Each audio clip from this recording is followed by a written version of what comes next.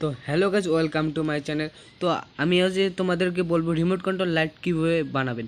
প্রথমে একটা remote control গাড়ির একটা বোর্ড নিয়ে নেবেন এবং ব্যাটারির লাইনের সাথে ব্যাটারিটা লেগে দিবেন। দেখুন আমি লাগিয়ে দিচ্ছি ব্যাটারি লাইনের সাথে ব্যাটারি।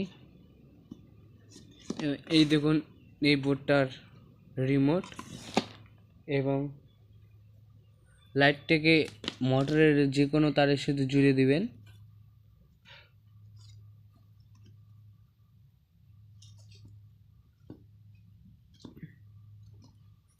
আপনার রিমোটটা